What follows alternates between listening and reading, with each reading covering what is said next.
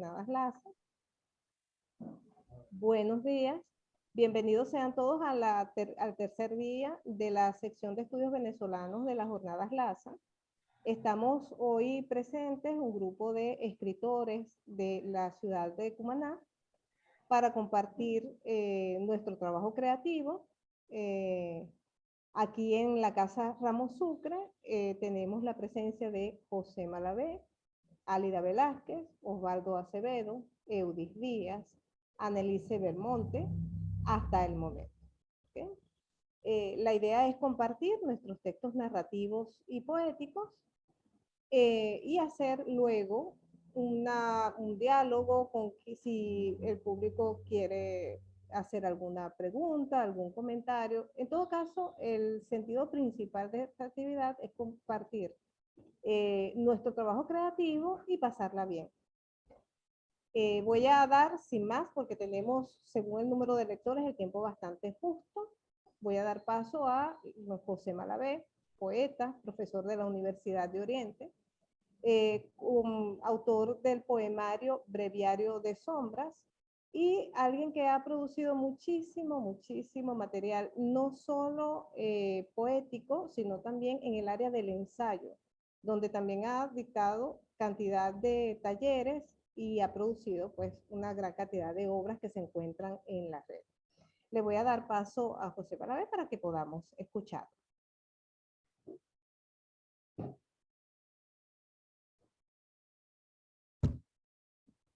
Buenos días a todos. En primer lugar, quiero agradecer la invitación que nos ha hecho la Asociación de Estudios Latinoamericanos, la Universidad de Oriente, la Casa Ramos Sucre, y particularmente agradecer la deferencia de la profesora Adriana Cabrera, que es la coordinadora del evento para Cumaná. Bueno, encantado de estar de nuevo en esta casa donde he leído muchas veces y con la que me siento identificado por razones muy diversas, ¿no? Entre esas que fui, digamos, fundador de ella. Como mi obra, o mejor dicho, mis textos son bastante breves, entonces decidí escoger algunos de los libros ya publicados y otros que han salido por la red, que han sido publicados digitalmente. Entonces, de Breviario de Sombras, voy a leer dos. Uno que se llama Oráculo, que dice: dijo sin volver sus pasos, la noche desciende y los ojos del enigma erigen su morada. Prepara tu duda a la sombra de los muros de la ciudad. Desanda sus ásperas fisuras como a las líneas de tu mano. Reconocerás tu linaje de arena en la memoria enterrada y sin voz. Disculpe que no me he puesto los lentes. Y uno que se llama Sueño del Morador, que está dedicado a Marta Sibrí y a Gisela Barrios, que dice: piedra traspasada de memoria, desgastada por el sordo rumor del tiempo y el perfume de las conciencias muertas. Morada del salitre siempre vivo, acabarás como simiente de ti misma, eco y sombra de tu propio destierro. Volverás a la noche de tus sueños, inundada de oleajes y colmada por la lluvia de los viejos astros fugaces. Del libro Oculta y Próxima, también voy a leer dos textos, dos poemas. Uno que hice en homenaje al cineasta Akira Kurosawa, lleva por título Tríptico para Kurosawa, que está estructurado en tres partes.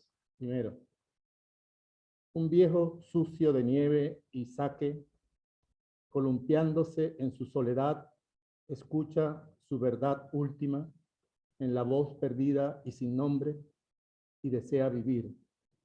Su último suspiro es Akira. 2.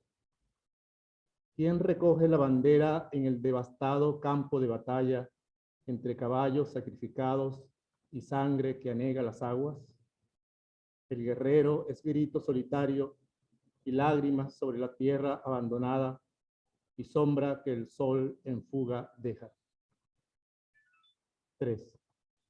El mundo es una rapsodia en el viento que nadie escucha, que nadie alcanza, pero los duraznos siguen floreciendo, el canto del río prolonga su curso, hoy ha nacido un girasol en la oreja cortada de Van Gogh.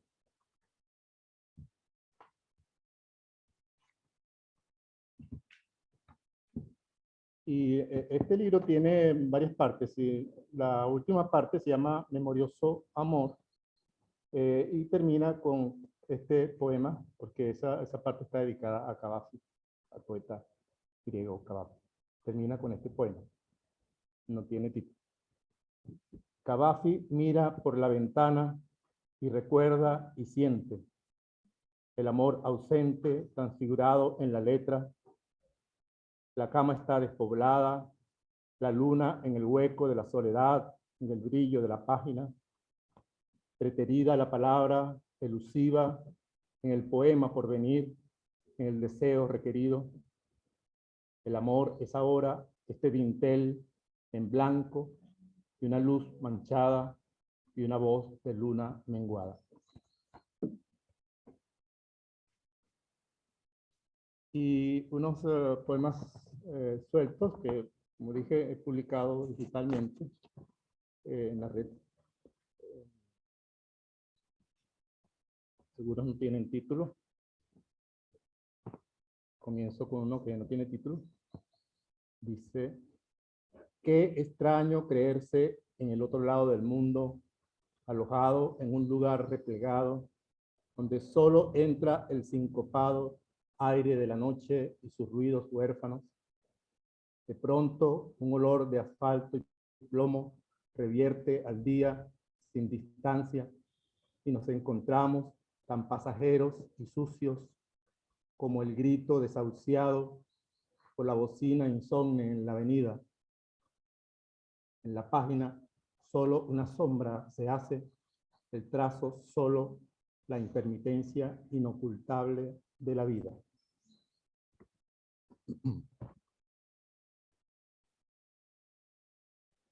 Este, si tiene título, se llama Una tarde. Con la tarde, una mirada observa su caducidad. Una pareja de adultos recorren las aceras con su ritmo de ocaso, platican su ciudadana compañía. Un padre, así parece, atraviesa cabizbajo la calle aún caliente con su pan abrigado en busca de casa. Un perro olfatea con deseo el trasero de su posible amante. 3 niños juegan a atrapar sus sombras. La brisa revolotea el polvo y las hojas de los árboles pacientes caen. A lo lejos, la ciudad, como un espejismo entre nubes incendiadas, con sus migrantes aves y su permanencia callada.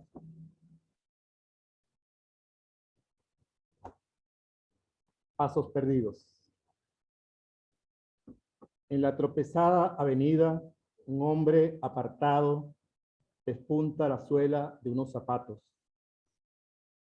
Allí está, en su oficio, silencioso, sin alardes, cose la superficie terrenal que otro hombre como él calzará para borrar el paso, quizás en la misma avenida, sobre el mismo caos.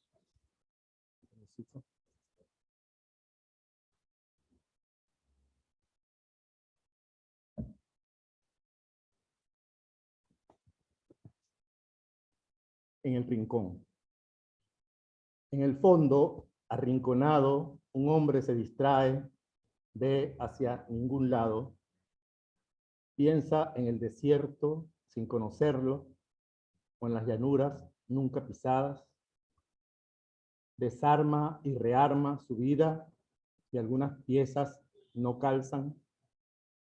En el rincón de sí, todo es solo, pese al ruido y el tumulto, una luz de neón o una luna desorbitada lo despierta y suspira.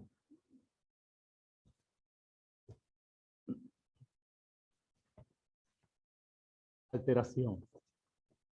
De repente, un apagón en la noche, la ciudad se conturba, invadida por la oscuridad, dispara sus miedos, sus desamparos, pero un remoto aire de vacío vuelve, un sabor olvidado a soledad, a tiempo oculto, gracias a la inmensa sombra que en el dilatado instante somos. Para terminar, uno dedicado a Cumaná, que se llama 27 de noviembre. Hoy he recorrido tu piedra socavada, tu asfalto hundido. He olido tus impurezas y tocado tu cuerpo, caliente y lacerado, y te he desconocido. Te he negado 3 o más veces, ciudad mía, mas el río, con su lerda paciencia, me ha devuelto tu hondura borrada, calles de amaneceres, colmados de hogares de pan y jazmín, casas tomadas por el sopor y el ocaso, tierra entregada a las lunas insomnes y a estrellas silenciosas. Quisiera renovar mi alianza contigo, ciudad mía. Gracias.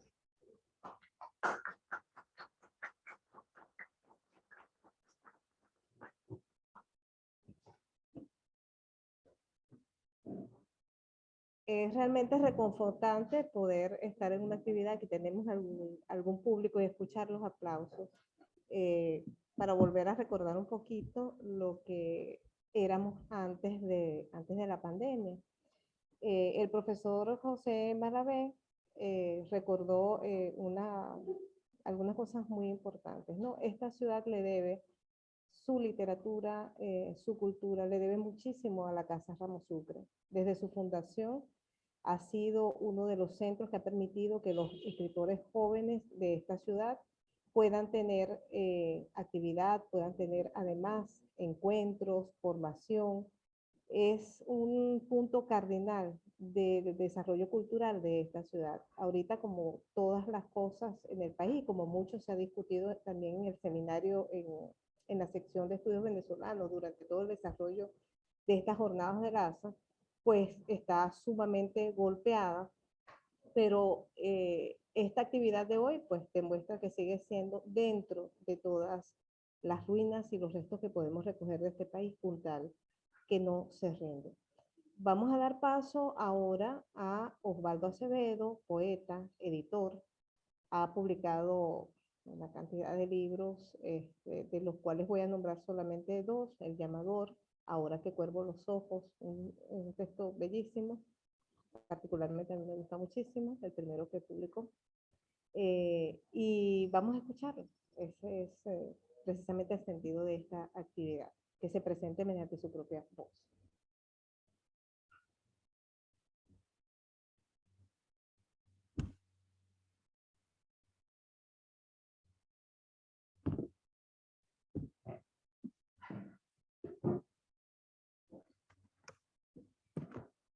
Buenos días, compañeros todos, oyentes, videntes, zumvidentes de esta conferencia, de esta actividad, de esta reunión que tenemos.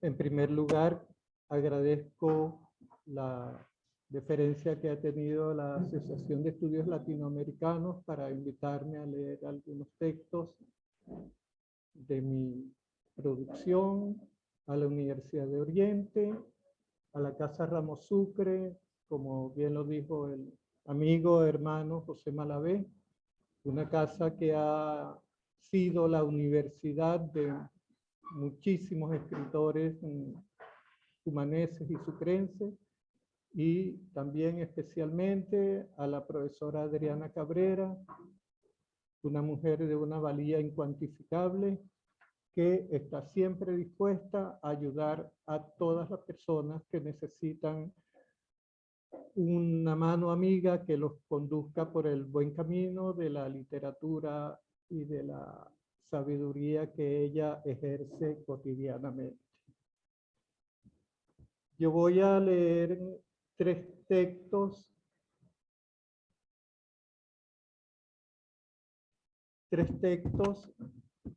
El primero es un texto narrativo que está hecho a partir de un concurso que se hizo en la plataforma social Steamit, donde nos pedían trabajar con el libro El bestiario de Jorge Luis Borges, y el animal, la bestia que yo elegí fue un animal esférico, que es por supuesto uno de los animales que nombra Jorge Luis Borges en ese libro. El nombre del cuento, el título del cuento es Ser de luz y sombra.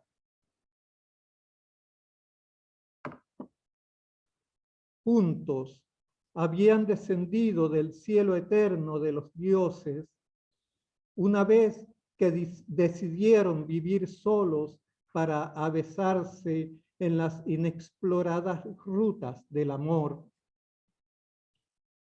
Juntos subieron a bordo de una nave y se alejaron del jardín feérico que la providencia les había asignado utilizando un rayo de luz. Juntos hicieron puerto en un planeta remoto, promisorio y errante. Fue aquí donde juntos dieron rienda suelta a la fantasía amorosa mientras escarbaban la tierra apasionadamente. Con uñas fieras traspasaron las líneas del horizonte. Con las palabras que fueron floreciendo en sus labios bordaron preces, y con ellas trazaron las estaciones. Con su trabajo conquistaron los espacios de su entorno con las multicromáticas formas de la imaginación y sus fecundas semillas. El planeta les procuró frutos dulces.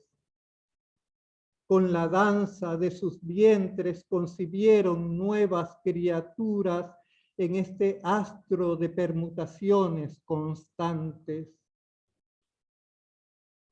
Sus descendientes crecieron como espigas, cuales sarmientos se extendieron por los almijares, sembrando, cosechando, propagando el vino.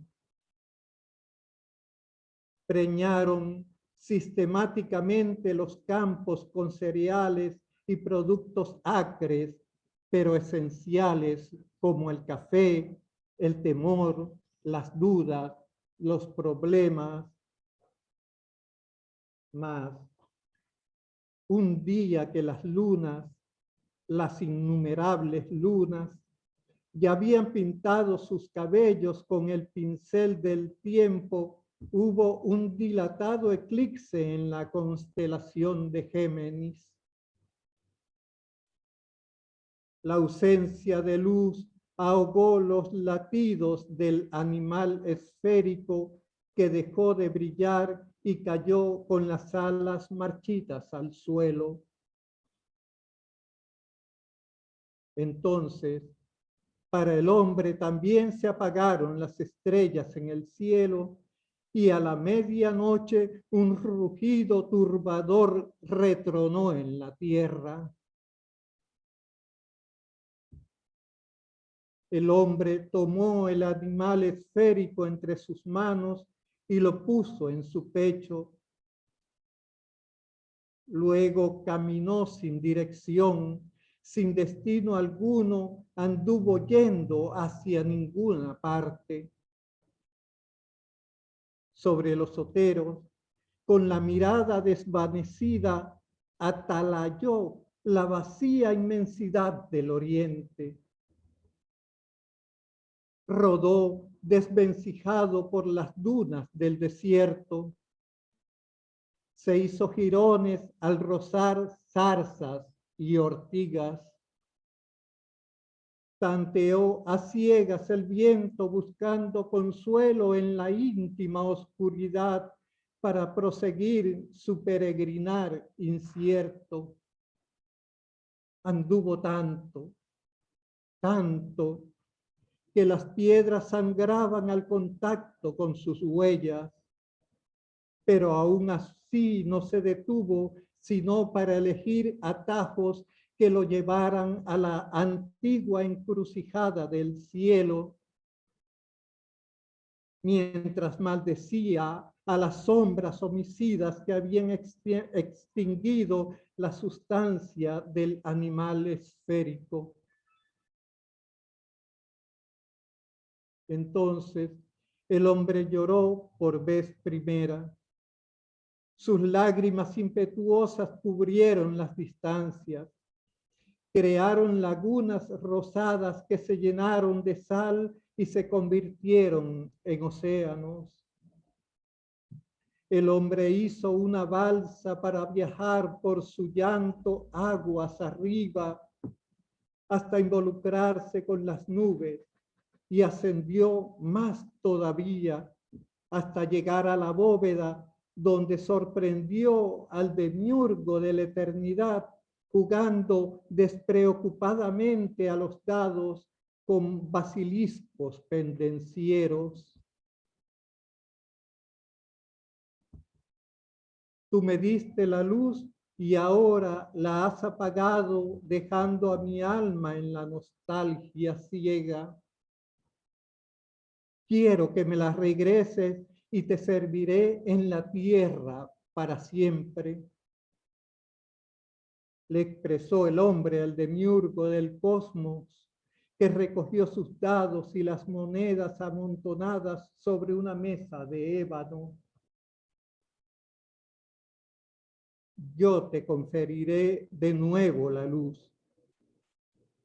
Le profirió el espíritu al hombre, pero cada noche la guardarás en tu pecho, protegiéndola del frío soplo de los sueños y pesadillas, y tú morirás por ella.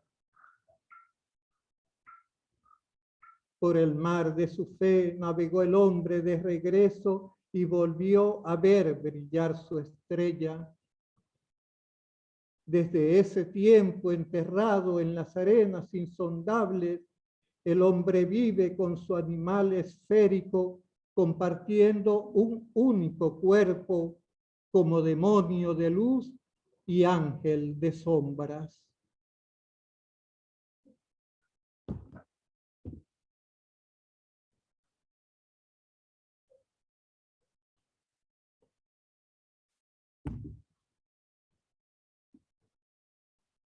El segundo texto que voy a leer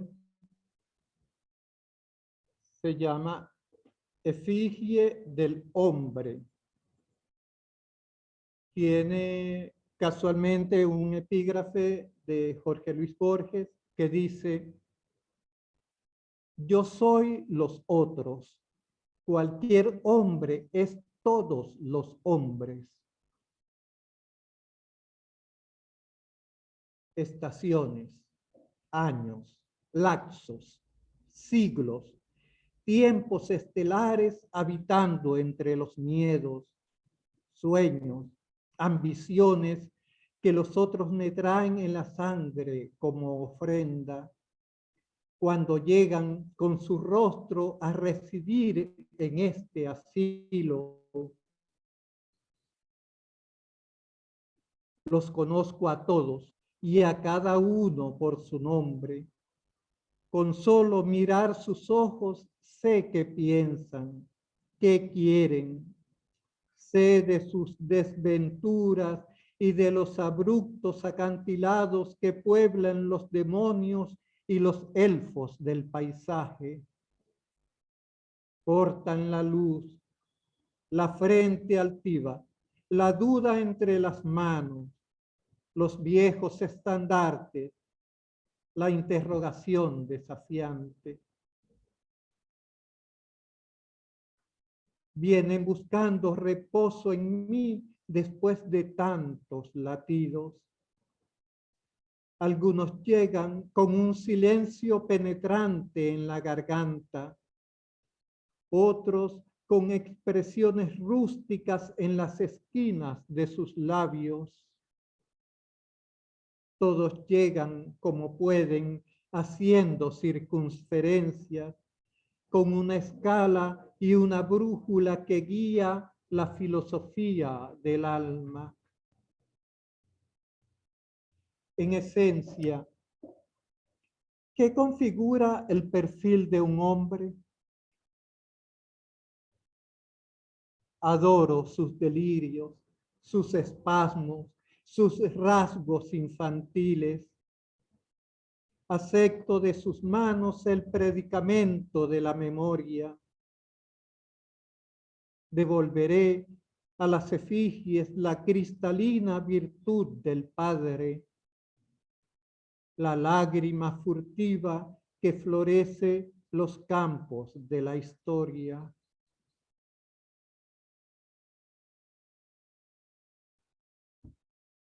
Para concluir mi intervención, voy a leer un texto poético que se titula África.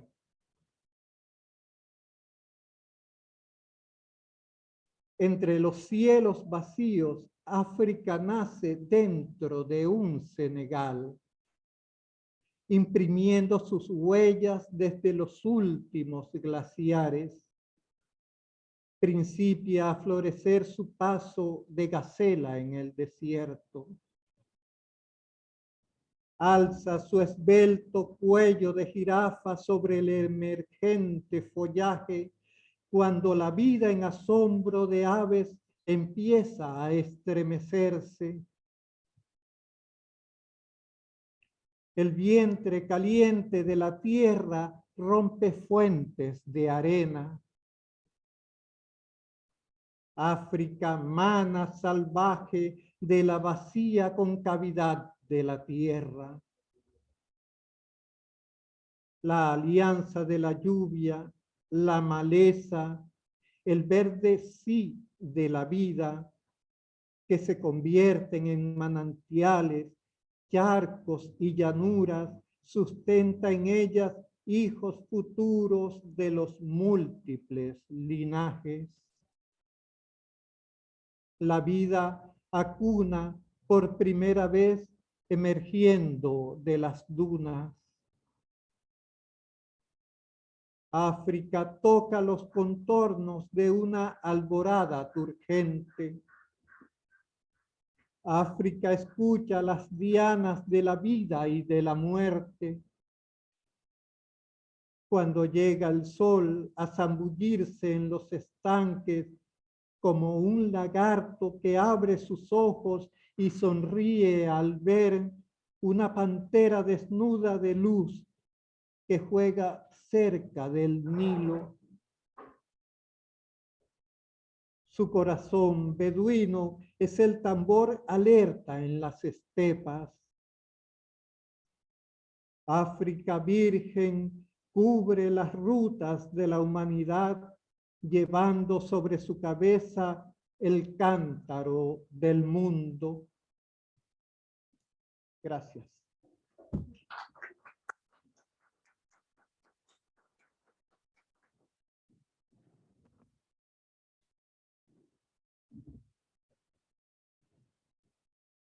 Damos las gracias a Osvaldo Acevedo. Hay que recordar que Osvaldo Acevedo fue recopilador y autor de un trabajo de investigación junto con María Celeste Midler de la narrativa cumanesa venezolana, y publicaron un libro que, si mal no recuerdo, se titula Antología de Narrativa Cumanesa en el año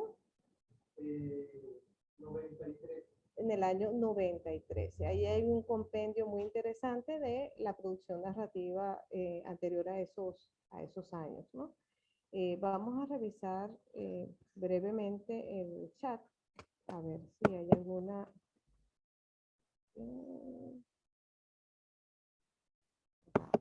aquí me quedaron, necesito ayuda técnica.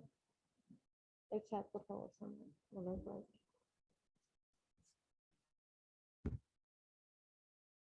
Okay.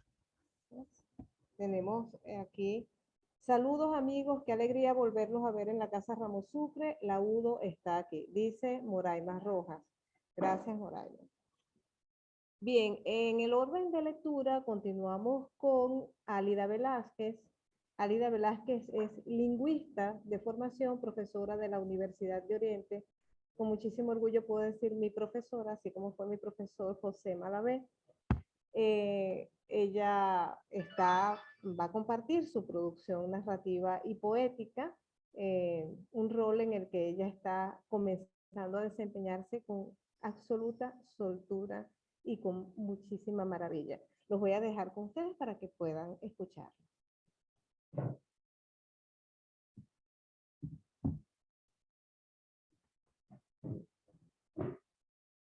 Buen día.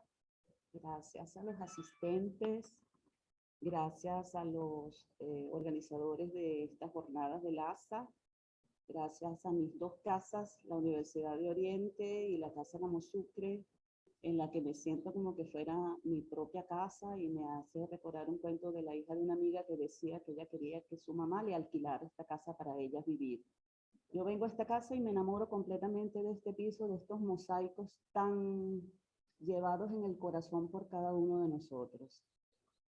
Gracias a mi compadre Adriana Cabrera, ese es un chiste que sabemos ella y yo, por esta gentil invitación. Bien, como Adriana lo dijo, estoy incursionando en la escritura, publicando, mejor dicho, la escritura de textos narrativos y poéticos en dos plataformas sociales que se llaman Steemit y Jive. El primero que voy a leer lo publiqué en Steemit. Es un texto narrativo que se llama Parir los hijos al mundo. Este texto está dedicado a Carlos Alfredo Díaz, el primero de mi familia en nacer para el mundo. 5, 4, 3, 2. Los minutos se van desgastando muy rápidamente, pero al mismo tiempo se han detenido sobre las rayas de cromointerferencia de color aditivo en cualquier terminal de autobuses, en cualquier puerto marítimo o en cualquier puesto de frontera del país. Esos minutos se han estancado en la espera de esa triste hora que no avanza lentamente. Los corazones, más arrugados que nunca, también se han detenido. Asimismo, los ojos se han paralizado, esperando registrar hasta el último detalle de ese adiós sin respuesta pronta. ¿Cuál es su hijo, señora?, me pregunta una mujer con los ojos enrojecidos. En su rostro se observa también la tristeza del momento. Ese, respondo casi sin voz.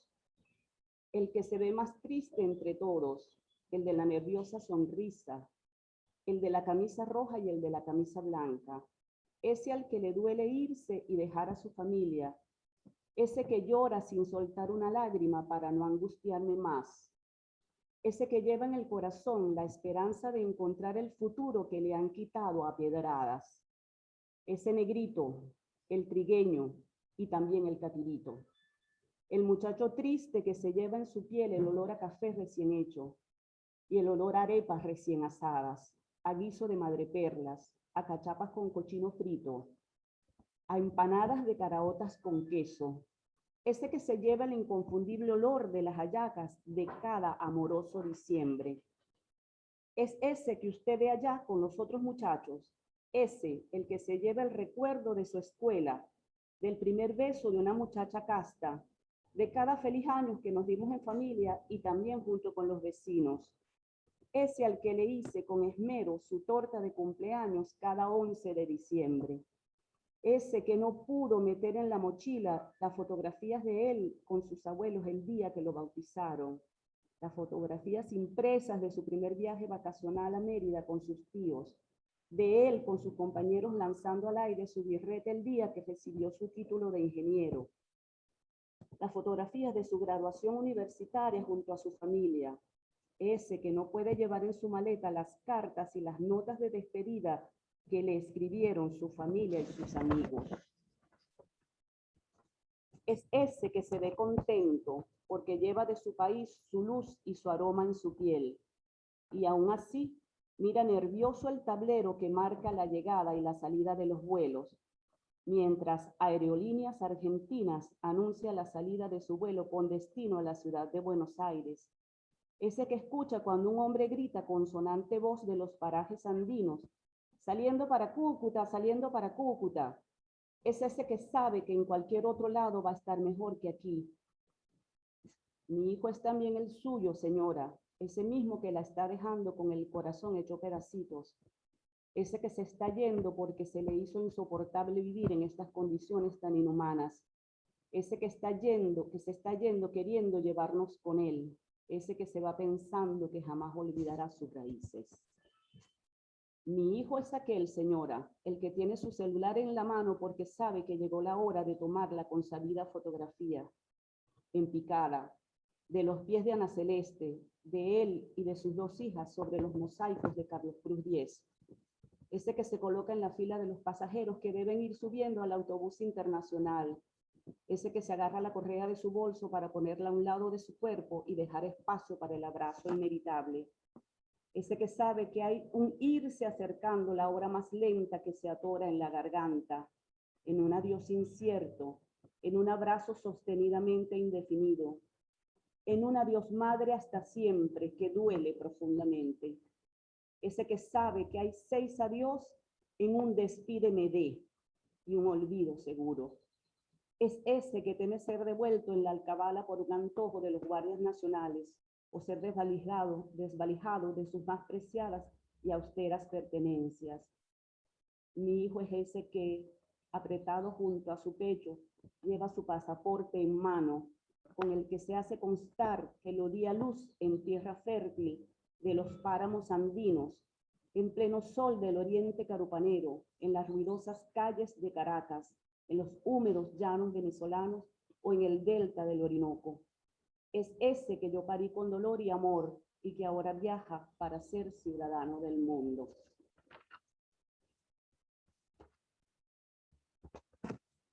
Ahora leo textos poéticos. Les explico brevemente.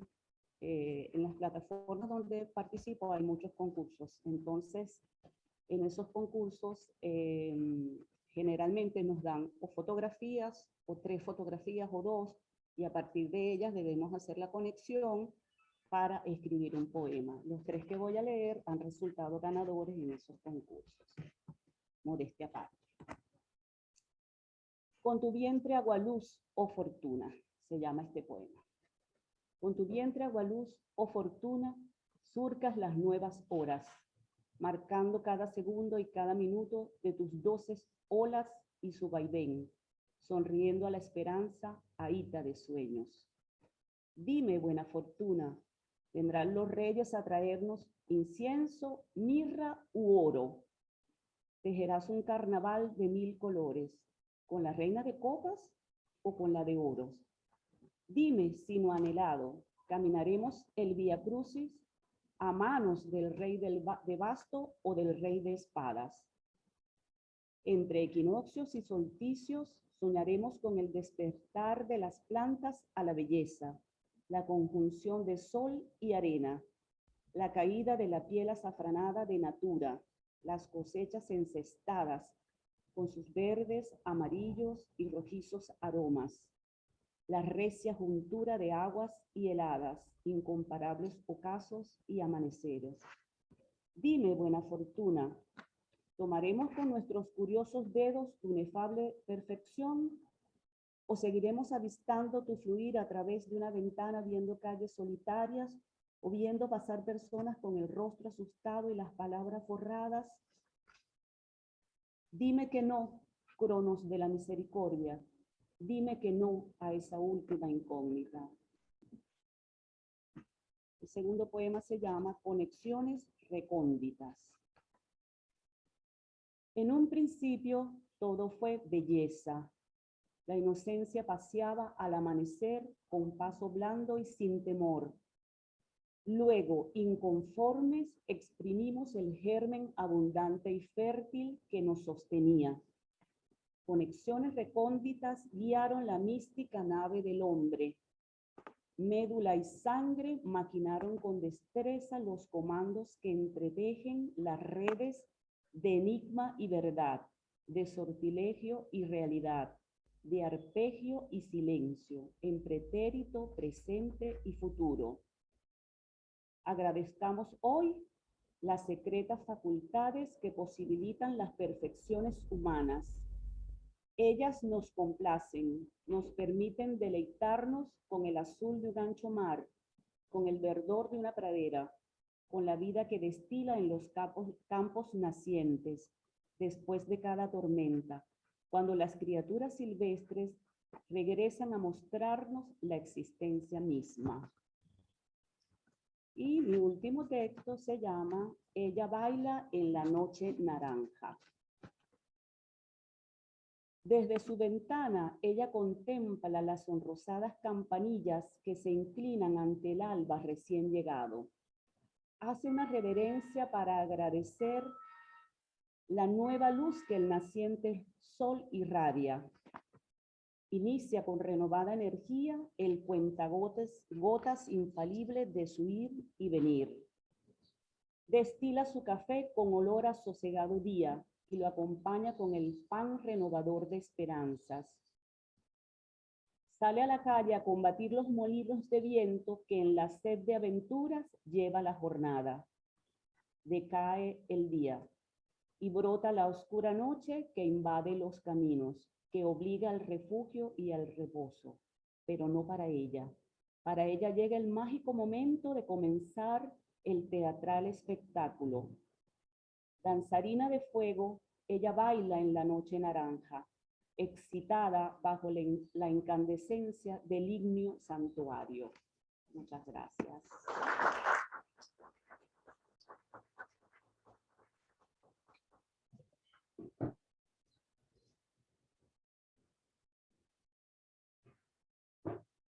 Bien, como aquí las generaciones se juntan, vamos a darle paso a Eudis Díaz. Eudis Díaz es profesora de la Universidad de Oriente, es escritora, una escritora brillante. Fue también mi alumna y me complace muchísimo, muchísimo tenerla hoy aquí con nosotros. Yo voy a dejar que ella se presente en su propia voz. Te escuchamos, Eudis.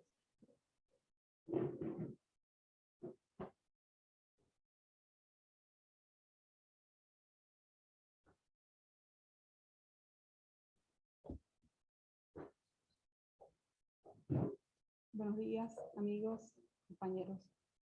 Gracias, Adriana. Yo estoy muy agradecida con la Asociación de Estudios Latinoamericanos por esta oportunidad y esta excusa para regresar a la Casa Ramos Sucre. Es una oportunidad para recordar que podemos seguir produciendo literatura, ¿no? Podemos seguir haciendo trabajo académico y bueno, en algún momento vamos a volver a la normalidad y a compartir como antes, pero esta es una oportunidad maravillosa, hermosa, que le agradezco y agradezco también a Adriana como representante de la asociación por la invitación que nos ha hecho para poder reunirnos nuevamente.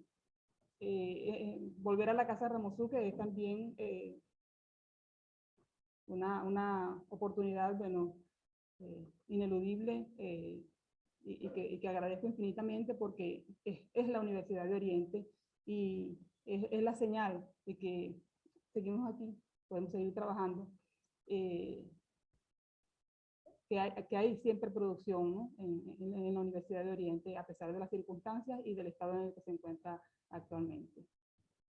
Bueno, los textos que he traído para la lectura son textos narrativos, son tres textos narrativos, 3 o 4. El último es bastante breve, creo que si el tiempo me da puedo leer el cuarto relato. ¿Tienes un máximo de 15? Sí, el primero de ellos se titula Regalo de cumpleaños.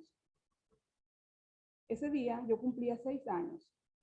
A diferencia de como lo hacía siempre, me levanté al primer llamado y me arreglé solita para que mi hermano me llevara a la guardería.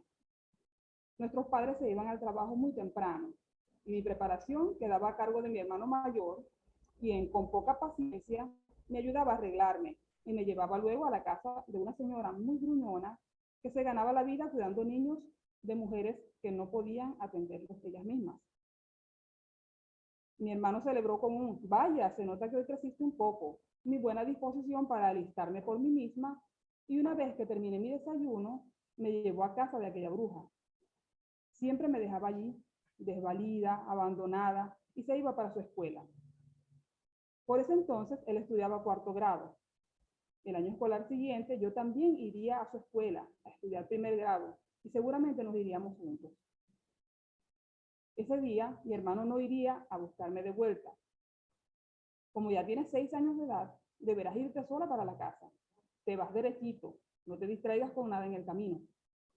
Yo asentí con la cabeza, y desde el jardín de la casa de la bruja lo vi alejarse casi corriendo. Ya ella me había recibido y escuchó la instrucción de mi hermano. Sabía que yo había crecido y podía volver sola a mi casa. El día transcurrió lentamente. O quizá pasó tan rápido como de costumbre, pero la ansiedad por andar por ahí, sin una persona mayor guiándome en el camino, me hacía ver muy lejos el momento en que me indicaran que ya podía marcharme.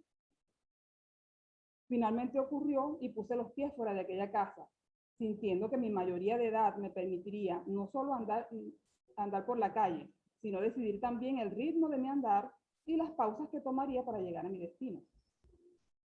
El camino a mi hogar, que describía una L perfecta, no contemplaba ningún riesgo. Solo unas pocas viviendas entre la guardería y mi casa. No había que cruzar carreteras. Luego de recorrer la primera línea de casas y cruzar la esquina, se divisaba la mía.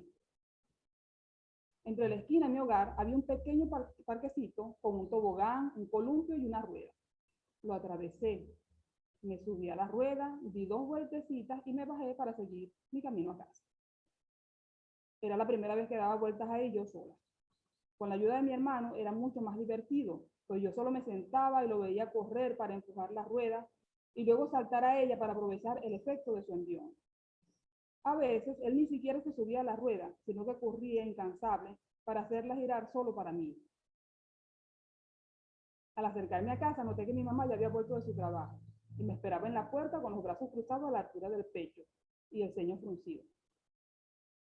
¿Tu hermano no te dijo que te vinieras derechito para la casa?, me preguntó cuando llegué junto a ella. Yo asentí con la cabeza. Mis labios estaban rígidos y como pegados uno del otro. ¿Y entonces por qué te metiste al parquecito? Antes de atinar a pensar una respuesta, sentí el primer azote en la parte desnuda de mi pierna derecha, pues mis pantaloncitos me cubrían hasta la mitad de mis muslos. Inmediatamente otro, y luego otro, y otro, y otro. Yo apretaba mis dientes para no suplicar mientras mis lágrimas brotaban incontenibles. Aquellos azotes se sentían como las mordidas de muchas serpientes furiosas. Creo recordar que mi madre hablaba.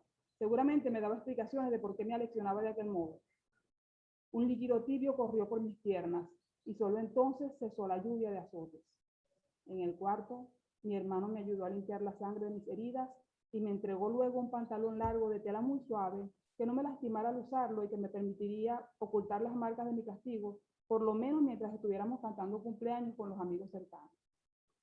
Después que comimos una porción de torta y se fueron nuestros vecinos, le pregunté a mamá, ¿con qué fue eso que me pegaste?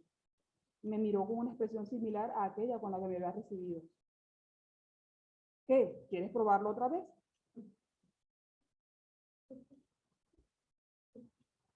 El segundo relato se titula Mi primer día en el circo. Había salido de la escuela y, como siempre, me dirigía a pie hacia mi casa. El camino 1000 veces transitado me ofrecía una novedad.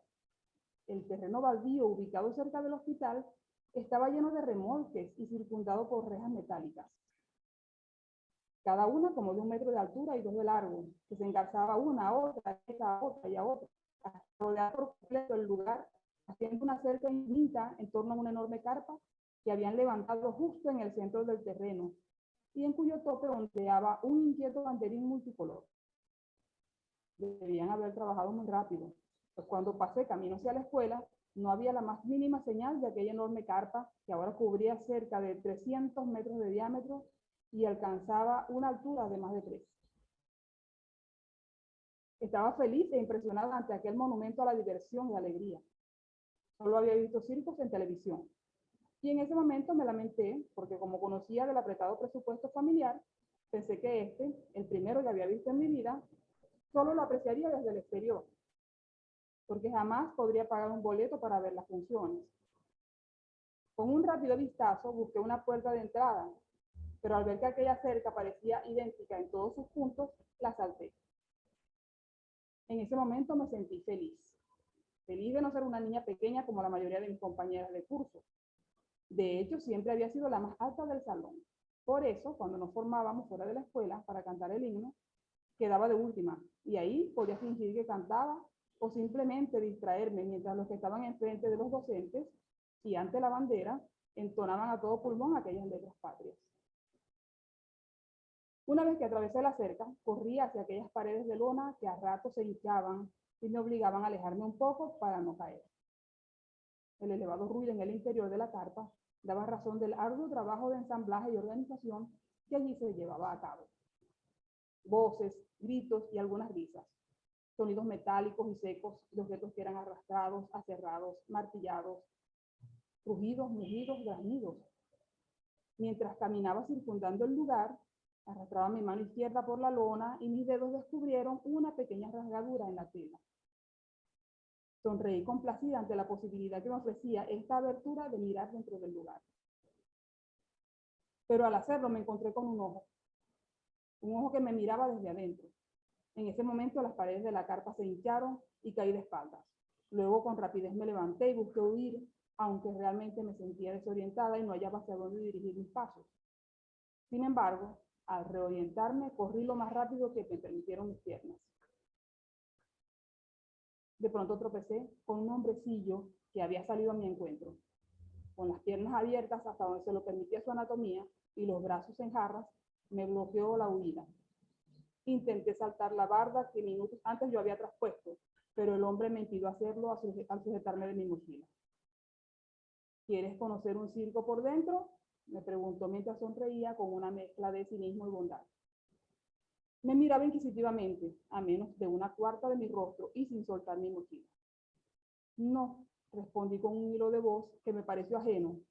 Sonó como el de una de las niñas pequeñitas de mi salón. ¿Y entonces por qué nos espiabas? El hombrecillo ya no fingía sonreír y de pronto noté que caminábamos abrazados hacia las entrañas de la carpa. Allí nadie notó mi presencia, había mucha gente, pero todo el mundo estaba absorto en lo que le ocupaba. Los vi caminando, corriendo, cortando, armando, limpiando, ensayando, entrenando. El enano me quitó la mochila y la arrojó a un lado del camino. Yo sentí su brazo en la parte superior de mi espalda y su mano sobre mi hombro derecho. La otra mano de pronto se aferró a mi brazo izquierdo. Debo irme a casa, se me ocurrió decir cuando me hizo atravesar una gruesa cortina y me empujó con una inesperada suavidad a una silla de madera que se hallaba envuelta en unas coloridas sábanas. Estás en tu casa, respondió sin mirarme a la cara. Habló mientras me recorría con sus ojos desde los pies hasta el cuello, pero sin hacer tropezar su mirada con la mía. Estos zapatos estarán bien, aseguró mientras estudiaba mi calzado escolar. Me tomó de las manos e hizo un gesto para que me levantara. Lo hice. El enano comenzó a desvestirme. Dos mujeres, extremadamente altas y obesas, entraron a la tienda y dejaron sobre una mesita algunas prendas de vestir y lencería de cama perfectamente dobladas. Señoras, dijo otra vez esa voz ajena que salía de mi boca, pero que yo desconocía. El enano me sonrió burlón y las mujeres salieron como si no hubiesen oído o visto nada inusual. ¿Qué podría parecerles inusual, extraño, aquellos fenómenos de circo? Soltó el botón de la cinturilla de mi falda y esta de inmediato cayó al suelo. El hombrecillo se inclinó a recogerla, me tocó una pierna para que yo la levantara y luego la otra, arrojó la falda a un lado. Con todas mis fuerzas pegué mis piernas una a la otra y cerré los ojos. Sentí las manos soltando cada botón de mi camisa blanca. Cuando la retiró hacia atrás, sentí el pecho del enano pegado al mío. Abrí mis ojos cuando mis pezones, que apenas se elevaban en mi pecho, casi plano, adquirieron una rigidez poco común. Supe que era la respuesta de mi cuerpo a aquel contacto. Él también notó aquella reacción y entonces su mirada se clavó en la mía y sonrió. Esta vez su sonrisa no era de burla. Su boca se abrió ligeramente para dejar entrar una bocanada de aire que hinchó su pecho. Sus ojos se posaron en mi boca. Sin querer pasé mi lengua por mis labios para humedecerlos. El enano pasó sus manos por mi cabeza, soltó mi cabello y lo dejó caer sobre mis hombros desnudos. Por un instante mis pechos quedaron cubiertos. Sin embargo, casi de inmediato sus pequeñas manos retiraron los mechones y volví a sentir que mi piel se erizaba. Las mujeres volvieron a entrar. Ella se queda. Como es la más pequeña, será la central, les dijo él y nos dejó. Las mujeres se acercaron a mí y me ataviaron de inmediato con un vestido que apenas me llegó a la mitad de los muslos. Me hicieron un par de trenzas, una de cada lado de mi cabeza, que aseguraron con unas cintas rojas del mismo tono intenso que colocaron en mis labios. No te preocupes, me dijo una de ellas, con un tono que sonó dulce, a pesar de la grave voz que pronunciaba aquellas palabras. En la función de esta noche, solo estarás sentadita en medio de las demás muñecas. No debes hablar. El último relato que quisiera compartirles es uno que se titula Semillero. Se encontraba sentada en el quicio de la puerta que daba al jardín trasero de su casa. Ignoraba el zumbido de las moscas que revoloteaban incesantes en torno a sus piernas, convocadas por la sangre ya casi seca en su larga bata de cama. Estaba absorta en sus pensamientos, contemplando pero sin ver realmente el abandonado lugar donde reposaban 6 o 7 macetas que contenían plantas marchitas y de las cuales solo quedaban pedazos de tallos resecos. En algunos tiestos, los más viejos, no quedaba sino la tierra agrietada. Miraba sin ver. Su rostro, palidecido y bañado aún por el sudor de la labor, no dejaba traslucir emoción alguna. Era como una especie de ritual, sembrar las semillas y abandonarlas a su suerte. 6 o 7 macetas. Solo una lucía una planta con hojas tiernas, aquella que acababa de sembrar. Esta había sido la más fuerte, la que ningún brebaje ni ningún salto al vacío había logrado arrancar. Solo esta había llegado a término. Por eso estaba tan exhausta. Había sido una larga y dolorosa labor. Con las demás había sido más sencillo. Unas pocas semanas y ya, unos poquísimos meses a lo sumo. Saltar desde la cama, tomar una infusión, luego las enterraba y las olvidaba. Cada vez, como esa tarde, después del trabajo de siembra, recogía las herramientas y se sentaba a contemplar, con impasible ánimo, el terreno lleno de hojas secas.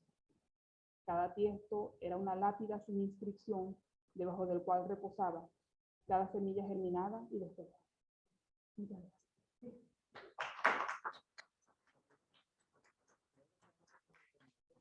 Sí.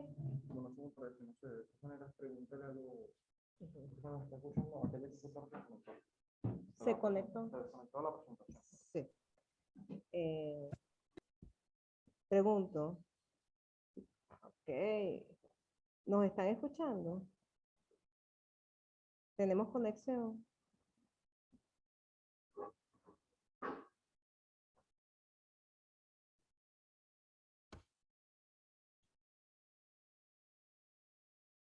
Muchas gracias. Es que se nos desconectó una computadora, salió de línea, pero bueno, ya vemos que sí nos están escuchando. Bien, acabamos de escuchar a Eudis Díaz. Les dije que Eudis Díaz tenía un diplomado en literatura infantil. le ha sabido sacar provecho. Vamos a escuchar ahora a quien yo me voy a permitir presentar como una de las escritoras jóvenes más brillantes que tiene esta ciudad. Es Annelise Belmonte. Nos va a acompañar a leer sus textos. Annelise, ¿vas a leer poesía o narrativa? Ambos.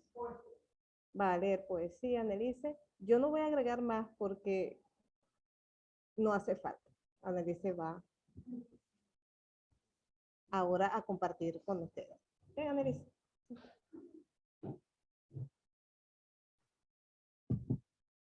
También eres la más joven en este poco de vejestorio que estamos aquí. Mi edad mental es 87, esto empiece. Buenos días. Perdón si los medios me traicionan. Es un gusto estar aquí. La verdad es que nada venir a esta caja. Esta caja me gusta más que la de Jardín Blanco desde que era pequeña. La verdad que este ambiente... Ajá. Y la verdad es que este ambiente me parece mucho más sano que muchos sitios de Cumaná, que casi toda Cumaná. Así que a mí me encanta el hecho de haber vuelto. Les voy a leer más que nada mi poesía, la cual solo más que nada suelo escribir cuando estoy alegre o estoy triste, pero mayormente a veces hay que salir de la depresión o de cosas que llegan a parecerme muy injustas. Así que, sin más preámbulos, voy a leer para ustedes. La primera se llama Funeral. Entramos en la iglesia, tomamos asiento, escuchamos la misa, estornudamos por las flores. No todos lloran. Algunos solo dan por cortesía y otros lo hacen para saber si es verdad que el cuerpo no se moverá otra vez. Los espacios comunes serán más grandes. La vieja oficina necesita otro ocupante. La cama tiene un sitio extra. Ya no tiene sentido tener ese cepillo dental ahí. Cargamos el féretro por toda la calle. Esto no es más que una despedida formal, una pantalla de la sociedad. Pero el verdadero funeral durará un poco más hasta que nos convenzamos a nosotros mismos de que ha ocurrido un final. Ducha, es el siguiente. Jabón, agua, esponja. Llegar a cada parte del cuerpo que ha sido manchada, salpicada por la inmundicia de todo el día. Humo de cigarrillo y de escapes de autos. Palabras, críticas y equivocaciones accidentales o deliberadas. Eventos cancelados, citas inconclusas, planes caídos y perspectivas trastocadas. Jabón, agua, esponja, litros y litros de mineral líquido, vertidos sobre uno mismo para aliviar las cuitas de este y de todos los días. Ponerse el pijama, apagar la luz y echarse en la cama, dormir y despertar otra vez, y lavarse de cualquier pesadilla que acechó durante el sueño. Harakiri. Un error. Solo eso es suficiente para que duden de ti. La amistad es retirada. El afecto se desvanece. Te vuelves invisible. La prueba de acero es lo único que limpiará tu nombre a ultratumba. Inmadurez. Voy al trabajo, cumplo con un horario, pago por las cuentas y empiezo otra vez. Lavo la ropa, la tiendo al sol, preparo comida decente, lavo los platos, barro los pisos, paso el trapeador. Ahogo un berrinche, lloro a solas, maquillo la ira con un enojo silencioso, finjo que ya nada me interesa porque es lo más razonable dada mi edad. Traducción. El Wu Wei describe la esencia de la vida como una serie de opuestos que se complementan. Ellos existen sin la necesidad del uso de palabras. Basta estar plenamente consciente de ellos para entenderlos. La elección de un término en favor de otro debe sopesarse con cuidado, ya que de hacerse una mala traslación puede llevar a errores que cubran siglos de historia, millas cuadradas de cohabitación forzosa, y hasta puede que manche a quien se encuentre a su paso. Mucha gente cree que una disculpa es suficiente para compensar el daño. No mucha gente lee un texto hasta más allá del final, hasta ver la fe de erratas escrita en letras pequeñas para enmendar el error inintencional. Juegos. Lanzamos los dados, barajamos las cartas, Movemos las piezas según corresponde y aún así sentimos que necesitamos un comodín o un tiempo extra. Aprendemos bien las reglas, contamos el tiempo, sumamos valores y restamos cada pérdida para tener una idea de qué tan buenos podemos ser en esto. Hasta llegado un momento, nos percatamos de la máscara que llevamos puesta. El full, en el peor sentido de esa palabra, es nuestra posición oficial. Las reglas son una constitución vacía. El gamesmanship es lo que rige la vida.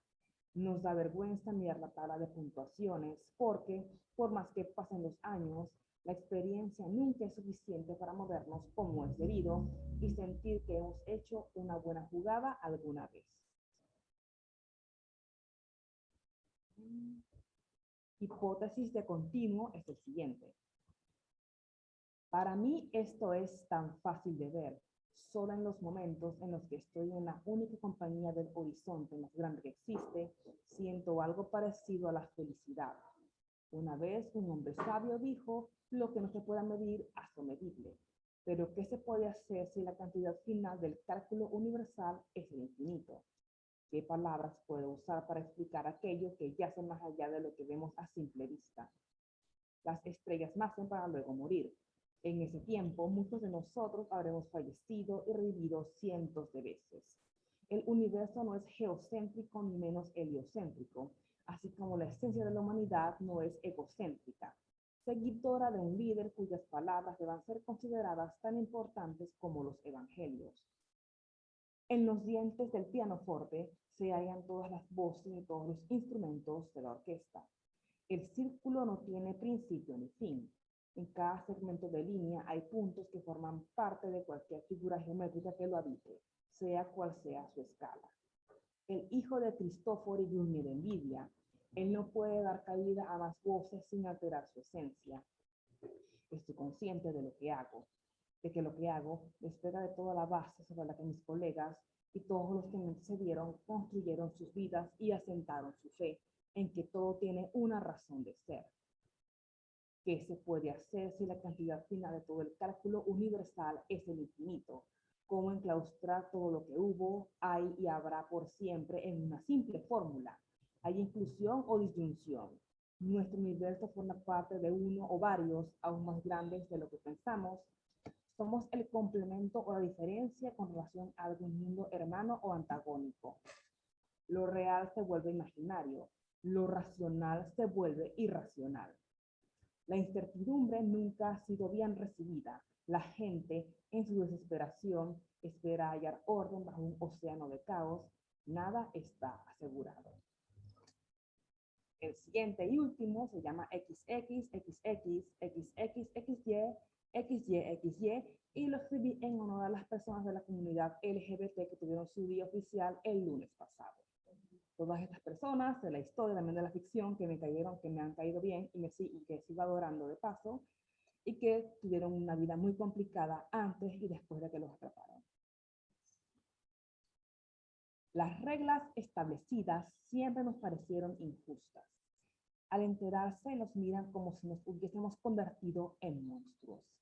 El hecho de no encajar en el canon, ni tener la intención de hacerlo, no debería convertirnos en prófugos. Vivir al margen porque construyeron la sociedad pensando solo en ustedes. La personalidad no es una etiqueta, el género no es una guía de conducta. A unos se les nota más y a otros menos. No importa el camino que tomemos, la cacería de brujas ha empezado, podemos ver el humo a la distancia. Los hombres deben dormir con mujeres, el acusado duerme con hombres, por lo tanto, debe cumplir 2 años en prisión. Las mujeres deben dormir con hombres, la acusada duerme con mujeres. Por lo tanto, debe cumplir 2 años en prisión. Féminas amantes del himeneo sienten gula por los frutos carnosos de todos los tamaños y colores. Se sienten tentadas por los pétalos en las bocas de sus hermanas. Las hebras de sus cabelleras se han convertido en una maldición. Agentes y pervertidos a sueldo, algunos de ellos caras conocidas, tiran de ellas y las arrastran a la alcoba. Desnudas y golpeadas, son sometidas a sesiones de humillación correctiva. apuñalan y rascan la cortina de un santuario, similar al que ellos fueron pacientemente maceados hace un tiempo atrás. Solo un himno proveniente de la boca correcta tiene derecho a entrar. Si no hay amor, si no hay deseo o intención, el acto se vuelve impuro y vacío, como el simple hecho de ir a la iglesia por miedo al infierno y no por sentir amor a Dios y a todo lo que Él creó. Luego están los seres que pertenecen a ambos mundos, amantes de medio tiempo, ambivalentes, indecisos, aunque su corazón ya tiene dueño, de vez en cuando querrán consumir esa parte sacroprofana que su amante actual por ley natural no tiene. Ser incapaz de decidirse, ascender al monte de Venus cuando no haya marea roja, o ir al campo abierto y estimular al menhir hasta que éste expulse las semillas de la vida. Hombres amantes del androceo tratan de no parecer demasiado interesados cada vez que el objeto de su deseo se cruza frente a ellos. Aprender a disimular se ha convertido en todo un arte. Construir una vida tan artificial, tan intrincada, que ni tu madre sepa en qué andas hasta que es demasiado tarde. Hemos recurrido a medidas desesperadas para evitar morir de hambre. Tener una cara de póker sostenida constantemente. Ser creador de mentiras simples y elaboradas, cortando cada anexo que pueda llevar a la verdad. Hemos hecho que uno de nosotros vigile la entrada de los baños, mientras 2 o 3 parejas satisfacen sus ganas tan rápido como pueden. Y hemos hecho que alguien ofrezca su cuerpo y su tiempo practicando el oficio más viejo del mundo. Los hombres deben dormir con mujeres, el acusado duerme con hombres, por lo tanto debe cumplir 2 años en prisión. Las mujeres deben dormir con hombres, la acusada duerme con mujeres, por lo tanto debe cumplir 2 años en prisión. Es todo mi trabajo por el día de hoy. Muchísimas gracias.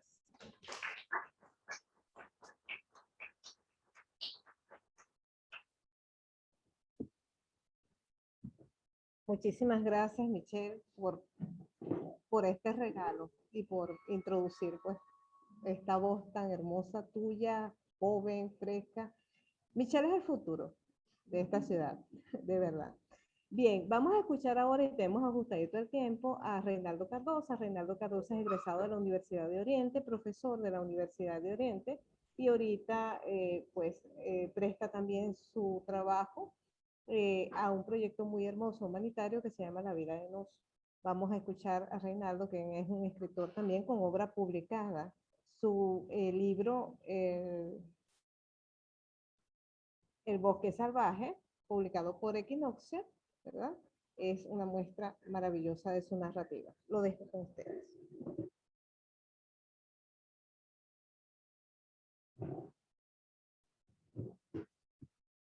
Buenos días. El texto que yo voy a leer es un texto narrativo de no ficción, y les cuento brevemente las circunstancias en las que yo escribí ese texto. Como les señalaba Adriana, yo estoy trabajando en este momento para La Vida de Nos, que es un portal que tiene el propósito de reconstruir un retrato del país que somos en este momento a partir de las historias de gente común. Es decir, cómo el país, Venezuela, el país que nosotros habitamos, o se puede ver a través de la historia de personas comunes y corrientes, como cada uno de nosotros. Entonces, a mí me parecía importante que dentro de ese registro estuviese incluida la experiencia valiosísima de una estudiante que cursó conmigo algunas asignaturas en la Universidad de Oriente en Carúpano, por todo el esfuerzo que ella hacía para estudiar, a pesar de tener todo en contra, cómo ese esfuerzo rendía sus frutos, pues, y a mí me pareció importante que eso estaba allí, y es la razón por la cual la escogí también, porque yo pienso que los docentes venezolanos están haciendo cosas valiosísimas, aunque no estén a la vista de todos, y que cobran mayor peso y mayor relevancia, sobre todo en el contexto de dificultad que nosotros estamos viviendo. El título, el título es editorial, se lo ponen los editores, no yo, recuerda aquella época con una sonrisa de orgullo, y fue publicado en La Vida de Nos el 30 de julio de 2019. Ir desde Carúpano a El Pilar toma 40 minutos en carrito propuesto. Luego de allí se agarra una camioneta pick-up que te deja en el Algarrobo, 50 minutos más a la cuenta. Y finalmente se camina 1 hora cuesta arriba para llegar hasta Guaruchal, un remotísimo caserío del municipio Benítez en el estado Sucre. La maltrecha carretera atraviesa campos de paisajes con cielos pulcros y azules. A cada trecho aparece una que otra casa.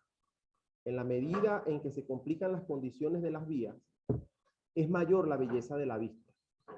El recorrido de 2 horas y media se despacha rápido si no se tienen en cuenta las dificultades que podemos encontrar en el camino.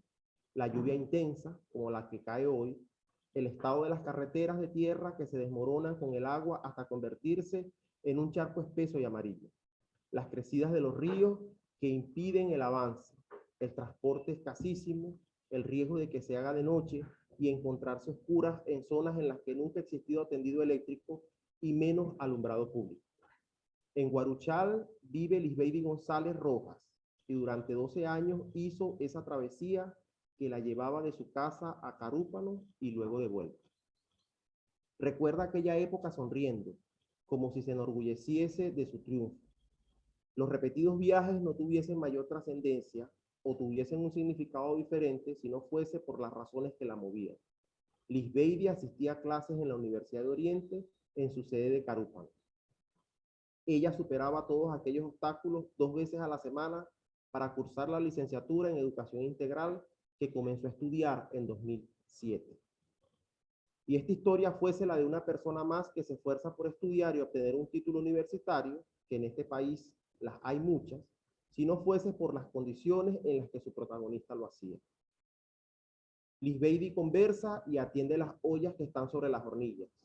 Revuelve el contenido de los recipientes, prueba el punto de sal, agrega ingredientes, ajusta la llama de los quemadores. Baja una olla y sube otra. En una mesa junto a la cocina pela y pica verduras, vegetales y aliños. Todo lo hace con destreza y velocidad, como si le antecediese una larga experiencia. Tiene el tiempo en contra y aún quedan cosas por hacer. Este no parece el momento ni el sitio para una conversación distendida. Ella hubiese querido que nos encontráramos en algún lugar de más fácil acceso, quizá en Carúpano o El Pilar. Son las 11 de la mañana y está cada vez más cerca la hora del almuerzo y de la pequeña celebración de despedida por el fin de año escolar. Lisbeidy es maestra en la única escuela del caserío.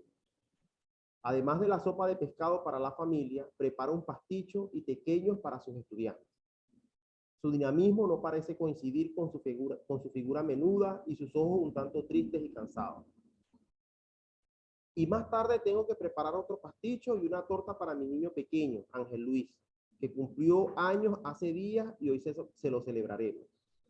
Mientras hace la comida, está pendiente de sus 2 hijos, de atenderlos y calmarlos cuando se ponen inquietos o de llamarles la atención cuando intentan alguna travesura. El ambiente de la estrecha cocina no resulta incómodo ni caluroso. Afuera bate brisa y las gallinas y los pollos picotean el piso y forman alboroto. La casa de paredes de tablas es fresca, incluso a pleno mediodía. Tal vez ayude la sombra de los árboles altos que rodean la vivienda. Es una casa con los ambientes indispensables. Una sala pequeña a la entrada, una cocina justo detrás de la sala y a la derecha un dormitorio amplio que abarca todo el largo de la sala y la cocina. El techo de zinc a 2 aguas, el piso gris de cemento pulido. En la entrada, un porche breve en el que Lisbeidy suele sentarse por las tardes mientras cae el sol. A escasos 50 o 60 metros construyen otra casa de bloque, pero la obra está a medias. Comencé a estudiar acá en Guaruchal hasta el 3er grado. Luego, cuando pasé para 4º grado, me fui a Puerto La Cruz a vivir con una tía. Y como no me dieron papeles, tuve que empezar desde 1er grado. Eso fue cuando tenía 9 años. Con la tía de Puerto La Cruz permaneció hasta que cursó el 4º año de bachillerato y solo visitaba a los padres en vacaciones. El 5º año lo estudió en Carúpano, quedándose con otra tía. Entonces iba cada fin de semana a la casa familiar. En 2004 se graduó de bachiller y pasó un tiempo sin estudiar, hasta que en 2007 ingresó a la Universidad de Oriente. La opción fue obvia. Desde 2005 Trabajaba como maestra en la Escuela Básica Guaruchal, así que se inscribió en la licenciatura en Educación Integral. Los comienzos en la UDO fueron muy difíciles para mí. Yo sentía que me faltaba motivación, que no estaba decidida a graduarme. Además, estaba embarazada de mi primer hijo y mi papá complicado de salud con un tumor en la cabeza. Inscribía un semestre y me retiraba a medio camino. Abandonaba las materias. Tampoco trataba a los compañeros de la carrera. Yo llegaba, veía la clase y me iba. No hablaba con ninguno y no me conocían. Desde que comencé la carrera en 2007 hasta 2014, solo había aprobado 10 materias. Todavía me faltaban 39. Ahora, haciendo una retrospectiva de sus años como estudiante de la UDO, recordando ese estancamiento que no le permitía avanzar en la carrera, reconoce que todo fue el resultado de una decisión, de un golpe de timón que le permitió cambiar el rumbo, el modo en que estaba asumiendo incluso su propia vida. El nacimiento de Ángel Luis fue un momento que me hizo ver que si seguía así no iba a llegar a ninguna parte. Comencé a valorar el esfuerzo de los que me ayudaban acá en la casa, de mi familia, de mi papá llevándome en mula hasta el Algarrobo, cubriéndonos de la lluvia con un plástico, de mi marido y mi mamá quedándose con los niños cuando viajaba a Carúpano, y todo el gasto que mis viajes implicaban. También estaban mis hijos y con el segundo la responsabilidad mayor. Si me graduaba, contaría con una herramienta con la que podría ayudarlos en el futuro a tener unas mejores condiciones de vida. Tenía que hacer algo. Después del nacimiento de Ángel Luis, me dije que las cosas debían cambiar. Y cambiaron. A partir de ese momento, su récord académico y sus notas mejoraron sustancialmente. Lisbeidi comenzó a socializar con los compañeros y poco a poco comprendió que la vida universitaria es más llevadera con la ayuda de los otros. Los otros no solo eran los estudiantes que la actualizaban cuando ella no podía asistir, sino también los profesores de la Coordinación de Educación Integral a quienes ponía al tanto de sus dificultades para llegar a la universidad. La gente que cargaba a su bebé mientras ella presentaba los exámenes. El señor de la venta de chucherías que les regalaba agua potable para bañar al niño que lloraba desesperado por el calor. O el coordinador que le ayudaba a escoger los horarios, o la profesora que le permitió hacer la práctica profesional docente en Guaruchal, en su lugar de trabajo. Ella los recuerda a todos con gratitud y nostalgia. Respira hondo y sus ojos se le ponen llorosos cuando repite los nombres y las múltiples formas en que le brindaron apoyo. A Lisbeidi la conocí como mi estudiante de electroescritura y literatura infantil en la Universidad de Oriente, en Carúpano, aunque creo que llegué a conocerla realmente visitándola en ese caserío donde vive, en la escuela a la que se entrega con pasión y en el hogar que ha levantado. Siempre, desde los semestres que la tuve en mis clases, llamó mi atención que mientras muchos de mis otros estudiantes faltaban por nimiedades, que no dudaban en llamar problemas, Lisbeidi no dejaba de ir y de cumplir con las tareas que le asignaba. Cuando terminó las materias de la carrera, en el primer semestre de 2018, ya muchos en la universidad la conocían y sabían de los esfuerzos que hacía para asistir a clases. Sabían de lo remoto del lugar donde vivía y las difíciles condiciones para trasladarse, aun cuando los profesores no la hubieran tenido en sus cursos o los estudiantes no hubiesen visto materias con ella. Mal estudiante no era, y lo hacía sin tener electricidad, computadora ni internet en casa, atendiendo al marido, a los 2 hijos y al trabajo como maestra.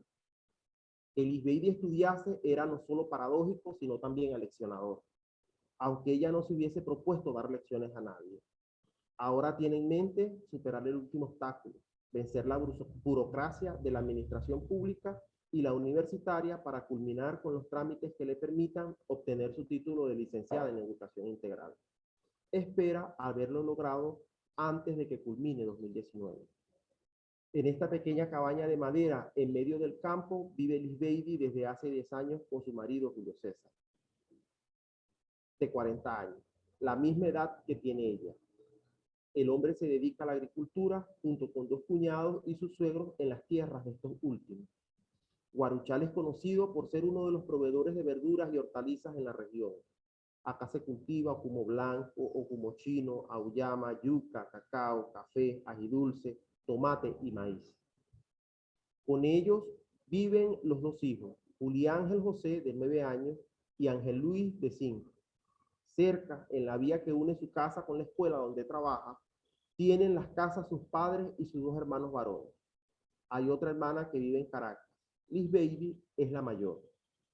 Por las mañanas, Julio César parte a los cultivos y no regresa sino hasta el final de la tarde, cuando ya ha oscurecido. Ella se va a la escuela y vuelve al mediodía, por lo que queda a cargo de la casa y al cuidado de los hijos. Al más pequeño a veces lo deja con su mamá, otras se lo lleva a la escuela. El mayor acaba de pasar a 5º grado de educación básica.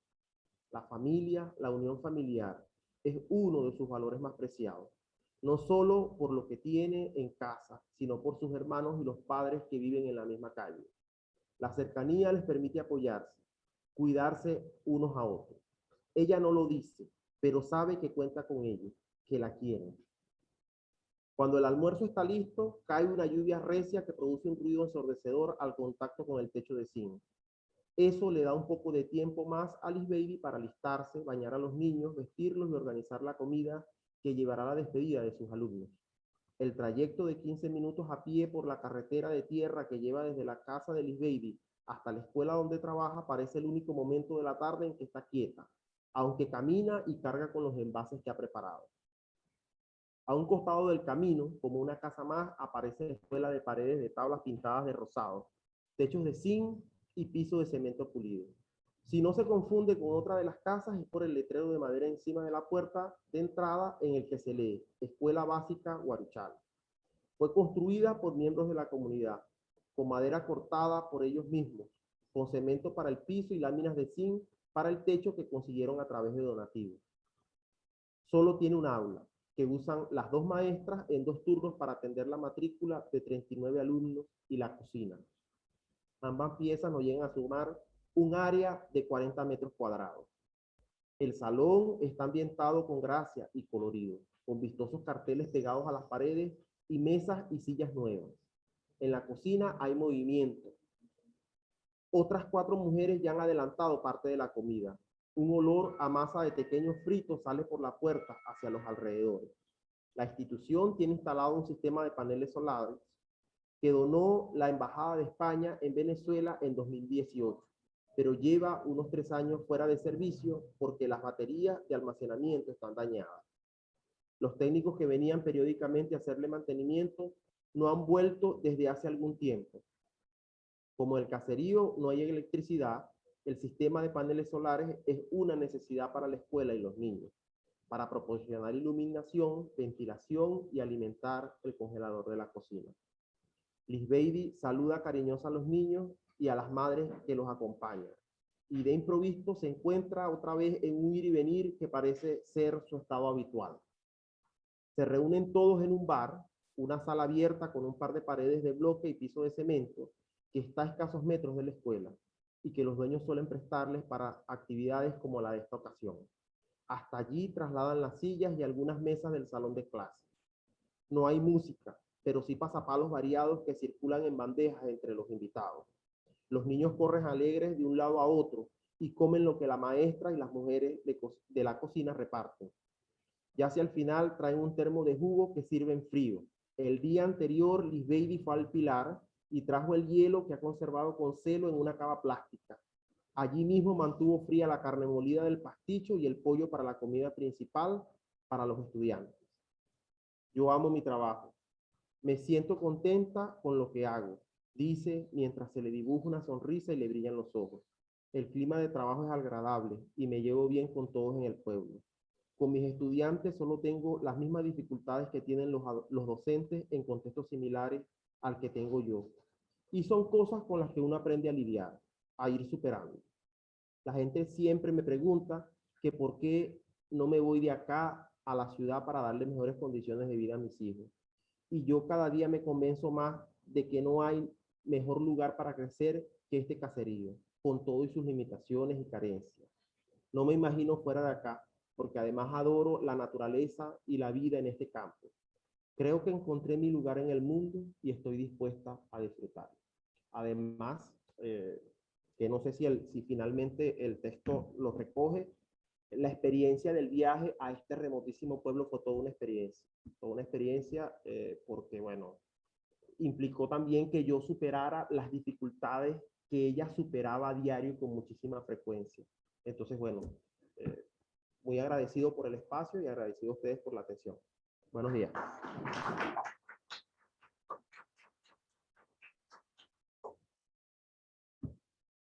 Muchísimas gracias, Reinaldo. El personaje o la persona de tu relato de no ficción es más heroico que muchos héroes que hemos visto y que hemos visto en la literatura.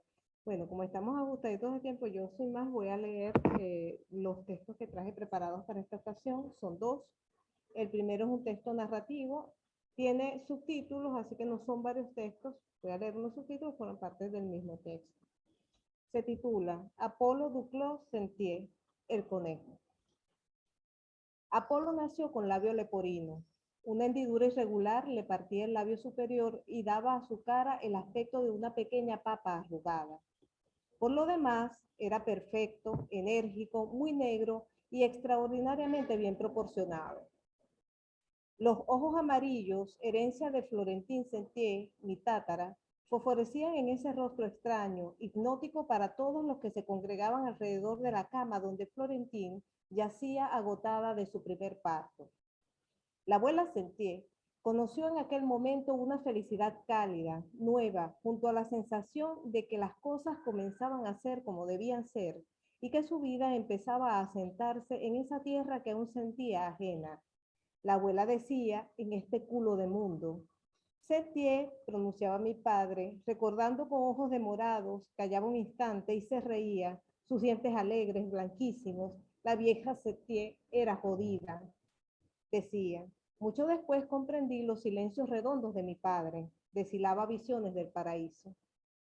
Por su parte, el marido de Florentín, Duclos, apenas le dedicó atención al aspecto del niño, pues había estado bebiendo con algunos hombres del pueblo desde que Florentín había entrado en trabajo de parto. Para el momento en que le presentaron a la criatura diminuta que era su hijo, Duclos solo pudo decir en un patuá que intentó ser español que le cabía en una sola mano. La verdad es que Duclos no se llegó a enterar de que su hijo había nacido con una malformación, sino unas semanas después y porque Florentín se lo mencionó a propósito de los problemas que tenía para darle de mamar. Baste decir que Duclos, así como se enteró de ello, manifestó risueñamente que era el niño más feo que había visto en su vida y se dedicó a machacarle a Florentín que había parido un conejo.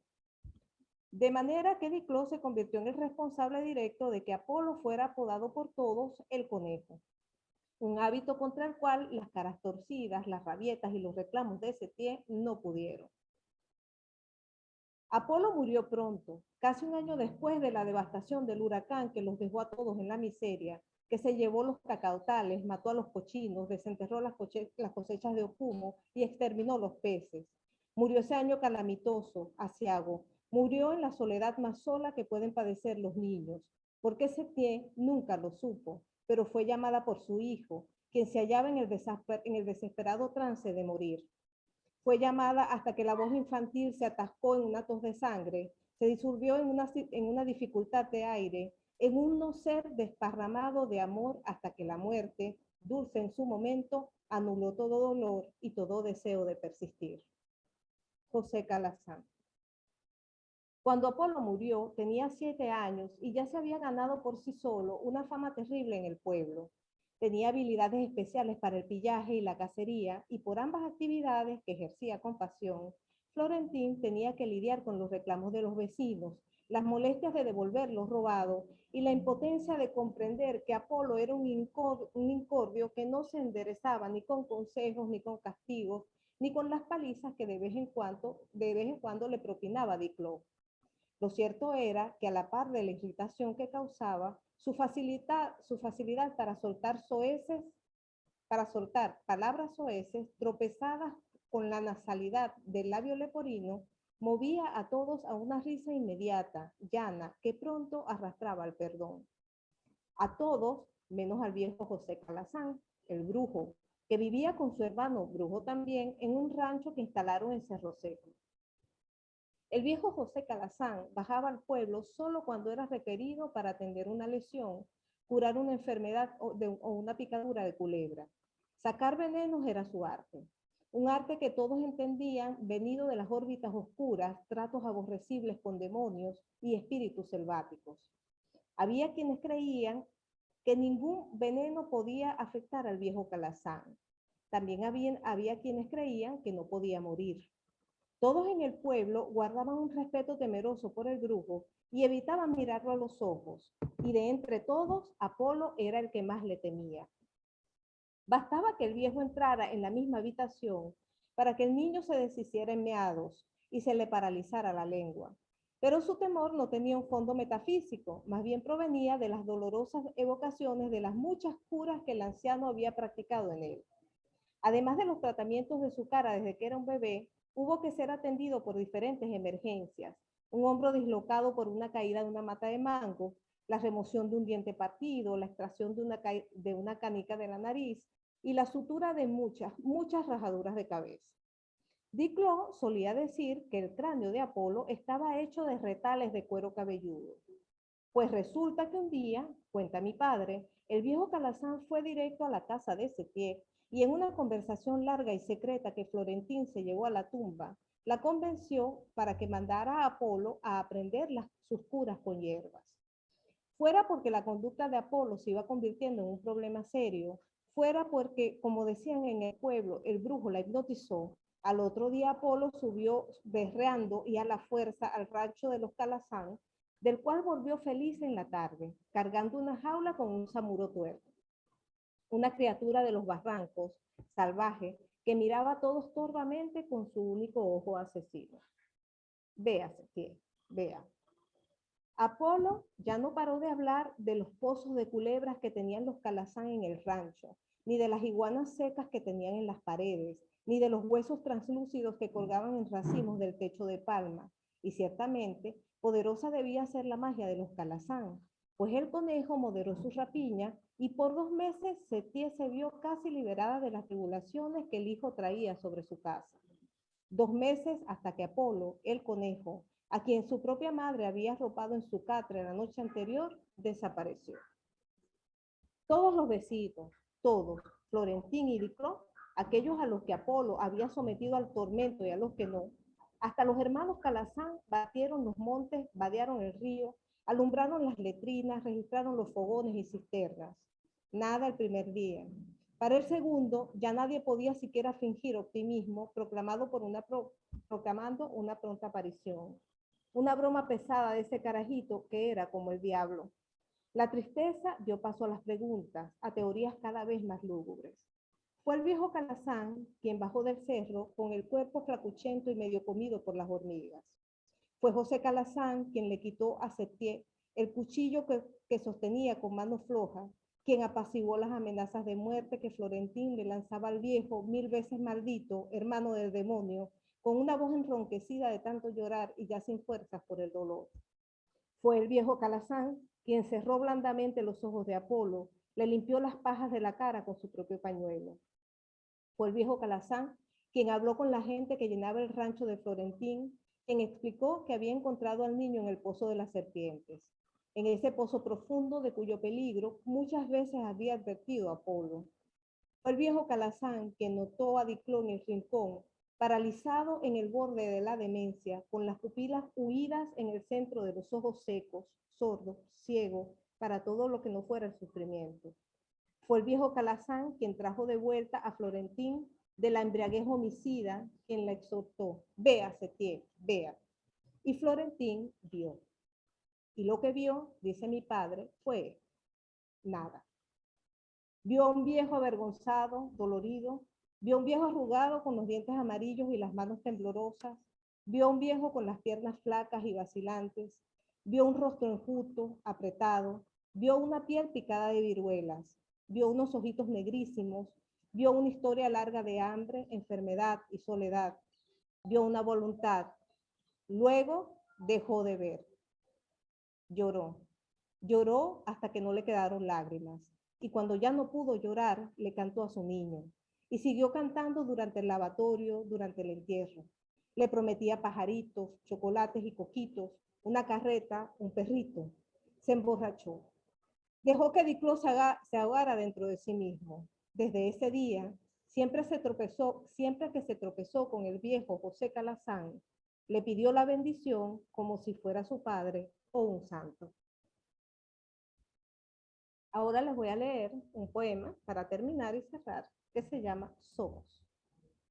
Está dedicado a Antolina Martel, la niña de los ojos de mar que bendice el viaje. Somos presente, evocación, paso y olvido, piedra de tranca, ceniza. Somos esa memoria destejida de un cuerpo que se empeña en permanecer. También somos la enfermedad y es una cosa descoyuntada que se queja, animal. Siendo niña encontré un tesoro. Estaba aquella casa de Bahareque enseñando un costillar torcido. En un hueco, una cajita pequeña oxidada, con costras de esmalte que prometían tesoros, zafiros abandonados por una vieja avariciosa que lo perdió en alguna guerra patria. El anillo de esmeraldas de una novia venerada, una promesa de oro o el dedo de un muerto, pero no. Dormía allí una muñeca de cartón apolillada, corroída. Un bicho le había comido la cara, los ojos, orejas, había desaparecido. Un hueco era la boca, un grito mudo estampado en la materia del esnable que fluye hacia la muerte. Esta es la historia de la muñeca emparedada que gritaba y gritaba porque no sabía que era muda. Somos presente, evocación, paso y olvido. Somos sangre contenida, somos la bala. Somos el ojo de un perro azul. Vi un cuadro. Ella había pintado todas las cosas del mundo. Estaba el monstruo pez que vio en Alemania, el animal de la piedra en la boca, cuando era una niña peligrosa, de piel de nácar y ojos de mar. En la ventana sellada, dos mujeres espectros gritando, soy yo, soy ella, tú me querías, o yo fui que te parió, o fui tu puta, o fui tu esclava, o madre. No gritamos madre siempre al final. Estaba en el límite de la ciudad carcomida de memoria sucia de olvido y lluvia. Una cortina del cielo líquido volcada se reserva el derecho de admisión. Ella había pintado todos los cielos del mundo, un espejo para ángeles, una fuente para los peces de colores y pelícanos para el viaje, pelícanos para llevarnos bien en el viaje. Somos motas de polvo, somos la estaca, somos el reflejo de una hoja de agua pintada por una niña peligrosa que cuenta su historia piadosa de amor detrás de un espejo de colores, vigilada por un perro azul de ojos perdidos entre los límites de todos los cielos. Somos la vara, somos un dolor de culo, somos espiga y llama. Tuve un sueño terrible. Había un castillo, en el castillo había una torre de arena, cavábamos un pozo. Con cada palada perdíamos terreno entre el abismo y los muros. Apenas teníamos un borde para apoyar los pies, pero no podíamos parar. Me despeñé en el abismo. Había un conejo de dientes amarillos y puntiagudos que se reía de mí porque lo confundí con un conejo. Me golpeó con su sombrero. Caí en la fuente profunda. Peces negros nadaban. Que la interrumpa, pero ya nos queda un minuto para cerrar la sala. Cerramos en un minuto. Me quedaría ciega, les dije. Ya está ciega, me dijeron. Pero yo no les creía nada, así que me morí. Son almas derramándose por las grietas del sueño. Somos los viajeros que atravesamos portales del tiempo. Somos partículas espantadas de horror que la ruina se lleva en un país de fogonazos, muertos y furias. Somos presente, evocación, camino y extravío, canto afilado, pavesa que vuela y desaparece, llamarada. Somos los ojos detrás de una cortina de agua mirando a través de los ojos perdidos de un perro azul, mar. Nos volcamos casi ciegos, incendiándonos hacia el grito mudo. Hemos terminado. Muchísimas gracias a todos.